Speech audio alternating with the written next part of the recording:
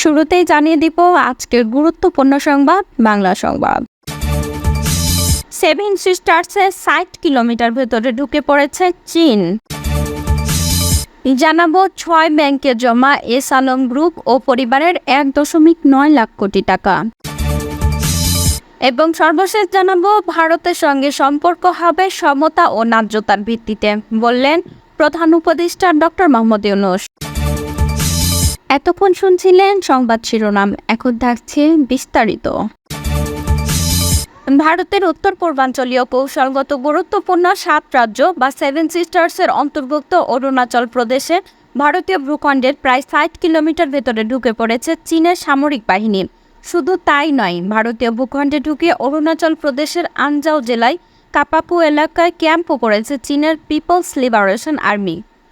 দেশটির সংবাদ মাধ্যমের একাধিক সূত্র বলছে, কাপাপু এলাকায় কাঠে আগুন ধরানো, পাথরের গায়ে রং ব্যবহার করে লেখা চীনের নাম এবং চীনের খাদ্য সামগ্রীর ছবি দেখে বোঝা যায় সেখানে প্রায় ১ সপ্তাহ আগে চীনা সৈন্যদের অনুপ্রবেশ ঘটেছে। ছবিতে দেখা যায় পাথরের গায়ে ইংরেজিতে ২০২৪ সাল লেখা রয়েছে। ভারতীয় ভূখণ্ডে নিজেদের মালিকানা দাবি করার জন্য অনুপ্রবেশের সময় চীনা সেনাবাহিনী এসব কৌশল ব্যবহার করে বলে জানা গেছে। নিউজ 5 বলছে, দুই দেশকে বিভক্তকারী ম্যাকমোহন লাইনের হাদিগডা পাশের কাছে কাপাপুতে ইন্দো তিব্বত বর্ডার পুলিশের একটি ক্যাম্পের অবস্থান রয়েছে। আর আনজাও জেলার নিকটতম প্রশাসনিক এলাকা চাগলাগ্রাম ম্যাকমোহন লাইন থেকে প্রায় ৯০ কিলোমিটার দূরে অবস্থিত। এছাড়া চাগলাগ্রাম থেকে প্রায় ৮০ কিলোমিটার দূরে পার্বত্য এলাকায় গ্লাইতাকারু পাশের অবস্থান। এর আগে ২০২২ সালের আগস্টে সামাজিক যোগাযোগ মাধ্যমে ব্যাপকভাবে ছড়িয়ে পড়া ছবিতে দেখা গেছে পিএলএ সৈনিকরা হাদিগডা হ্রদের কাছে নিজেদের অবকাঠামো নির্মাণের কার্যক্রম তদারকি করছে। সেখানে ৩টি খননকারী মেশিন দিয়ে খনন কাজ পরিচালনা করতে দেখা যায় চীনের সামরিক বাহিনীকে। একই বছরের ১১ আগস্ট চালগা গ্রাম থেকে ৩০ কিলোমিটার কম দূরের ওই এলাকায় নির্মাণ কাজ পর্যবেক্ষণ করে চীনের সামরিক বাহিনী এলআরপি টহল দল। ওই সময় হাদিগডা হ্রদের নির্মাণাধীন স্থাপনা থেকে কিছুটা উত্তরে চীনের সামরিক বাহিনীর সদস্যের ক্যাম্পের অস্তিত্ব নিশ্চিত হয় ভারতের সেনাবাহিনী। তারও আগে ২০২১ সালে দেশটির সংবাদ মাধ্যম এনটিভি স্যাটেলাইট ধারণ করা চিত্র বিশ্লেষণ করে জানায়, অরুণাচল প্রদেশে ভারতীয় ভূখণ্ডের ভেতরে কমপক্ষে ৬০টি ভবনের দ্বিতীয় ক্লাস্টার নির্মাণ কাজ পরিচালনা করছে চীনা সামরিক বাহিনী। ২০২০ সালে চীনা সৈন্যরা অরুণাচলের দিবাং উপত্যকা জেলায় ভারতীয় ভূখণ্ডে প্রবেশ করে। ওই সময় দুই দেশের সৈন্যদের মাঝে চরম উত্তেজনা তৈরি হয়। এর আগের বছর অর্থাৎ ২০১৯ সালে অরুণাচলের ভারতীয় ভূখণ্ডের প্রায় ৪০ কিলোমিটার ভেতরে দৈমরু নালার উপরে একটি কাঠের সেতু তৈরি করে চীনা সামরিক বাহিনী। ভারতের বহুল আলোচিত অরুণাচল প্রদেশের সীমান্ত লাগোয়া বিশাল অংশের মালিকানা দাবি করে প্রতিবেশী চীন। চীনের সাথে ভারতের মোট ৩,৪৮৮ কিলোমিটার সীমান্ত রয়েছে। এর মধ্যে কেবল বিরোধপূর্ণ অরুণাচলের সাথে চীনের সীমান্ত রয়েছে ১,১২৬ কিলোমিটার। এস আলম গ্রুপের চেয়ারম্যান মোহাম্মদ সাইফুল আলমের পরিবারের সদস্য ও বিভিন্ন ব্যবসায়িক প্রতিষ্ঠানের ৬টি ব্যাংকের হিসাবে ১,০৯,০০০ কোটি টাকা জমা হয়েছিল বলে জানতে পেরেছে রাজস্ব কর্তৃপক্ষ। জাতীয় রাজস্ব বোর্ডের সূত্রগুলোর মধ্যে বর্তমানে এসব হিসাবের স্থিতি ২৬,০০০ কোটি টাকা। তবে কিছু ব্যাংক থেকে এখনও লেনদেনের তথ্য আসছে বিধায় এর পরিমাণ এখনই চূড়ান্তভাবে বলা যাচ্ছে না। এই ব্যাংকগুলো হলো ইসলামী ব্যাংক, এক্সিম ব্যাংক, আল আরাফা ইসলামী ব্যাংক, ফার্স্ট সিকিউরিটি ইসলামী ব্যাংক, ন্যাশনাল ব্যাংক এবং বাংলাদেশ কমার্স ব্যাংক। এর আগে এস আলমের কবজায় থাকা ইসলামী ব্যাংকের পর্ষদ পুনর্গঠন করার পর নতুন চেয়ারম্যান হিসাবে নিয়োগ পেয়েছেন ওবায়দুল্লাহ আল মাসুদ।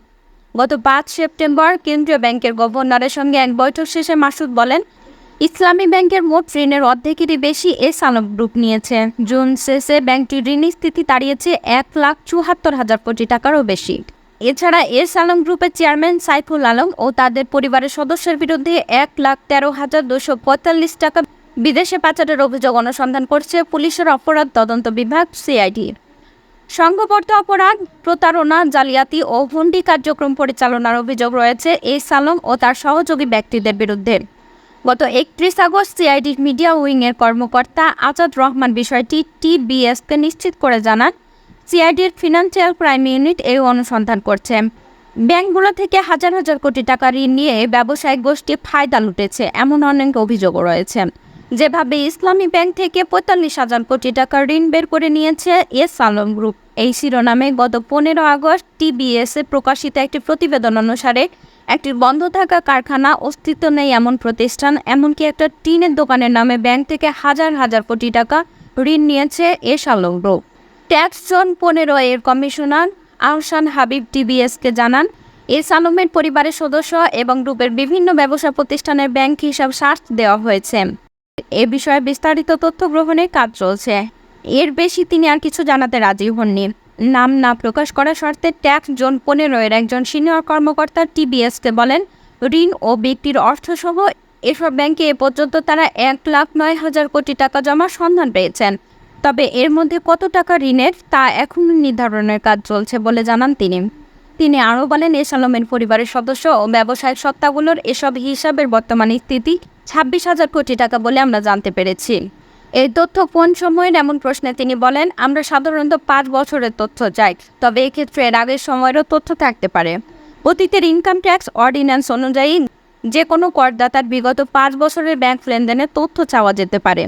তবে নতুন আয়কর আইন অনুযায়ী যা ২০২৩ সালে পাশ করা হয়েছে, সেখানে এই টাইম লিমিট তুলে দেওয়া হয়েছে। ফলে কর বিভাগ অতীতের যে কোনো সময়ের করদাতার তথ্য চাইতে পারে। এস আলমের বিরুদ্ধে অন্যান্য তদন্ত এনবিআর ছাড়াও বাংলাদেশ ফাইন্যান্সিয়াল ইন্টেলিজেন্স ইউনিট, সরকারের গোয়েন্দা সংস্থাগুলো ও অন্যান্য প্রতিষ্ঠান এস আলম গ্রুপের বিভিন্ন ধরনের অনিয়ম খুঁজে বের করতে কাজ করছে, যার মধ্যে ৫টি ব্যাংকই এর আগে ছিল এস আলমের নিয়ন্ত্রণে। তবে ৫ আগস্ট শেখ হাসিনা সরকারের পতন এবং কেন্দ্রীয় ব্যাংকের গভর্নর হিসেবে আহসান এইচ মনসুরকে নিয়োগের পর থেকে এইসব ব্যাংকের পরিচালনা পর্ষদ পুনর্গঠন করা হয়েছে। গত ১৪ আগস্ট এনবিআরের অধীনে ইনকাম ট্যাক্স জোন ১৫ থেকে ৯১টি ব্যাংক ও ব্যাংক বহির্ভূত আর্থিক প্রতিষ্ঠানকে এস আলম ও তাদের সাথে সংশ্লিষ্ট ব্যবসায়ীদের সত্তাগুলোর অ্যাকাউন্টের বিস্তারিত তথ্য দিতে বলা হয়। এর ১ মাস পরে তারা এসব হিসাবের মধ্যে বিপুল পরিমাণ লেনদেনের ঘটনা খুঁজে পেয়েছে।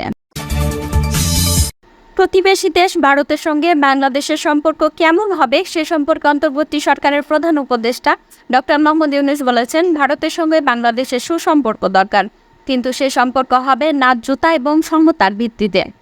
রোববার রাজধানীর তেজগাঁওয়ের প্রধান উপদেষ্টা কার্যালয়ে শিক্ষার্থীদের সঙ্গে মতবিনিময়কালে তাদের এক প্রশ্নের জবাবে প্রধান উপদেষ্টা একথা বলেন। পরে ফরেন সার্ভিস একাডেমিতে আয়োজিত এক প্রেস ব্রিফিংয়ে প্রধান উপদেষ্টা বিশেষ সহকারী মাহফুজ আলম সাংবাদিকদের একথা জানান। ডক্টর মোহাম্মদ ইউনূস প্রতিবেশী দেশগুলোর মধ্যে পারস্পরিক সম্মান এবং ন্যায্যতার ভিত্তিতে সম্পর্ক এগিয়ে নিয়ে যাওয়ার উপর গুরুত্ব আরোপ করেছেন। প্রধান উপদেষ্টা দক্ষিণ এশিয়ায় আঞ্চলিক সহযোগিতা বাড়াতে ৭ পুনর্জীবনের উপরও গুরুত্ব আরোপ করেছেন।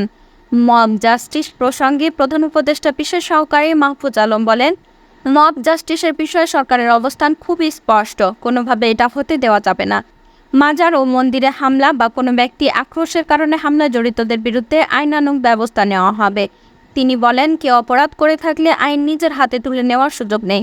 স্বৈরাচার শেখ হাসিনার দোসর হিসাবে যারা কাজ করেছেন, জনগণ তাদের বিচার করবে না, তাদের আইনের আওতায় সোপর্দ করতে হবে। কারো মানবাধিকার লুণ্ঠিত হোক, সেটা আমরা চাই না।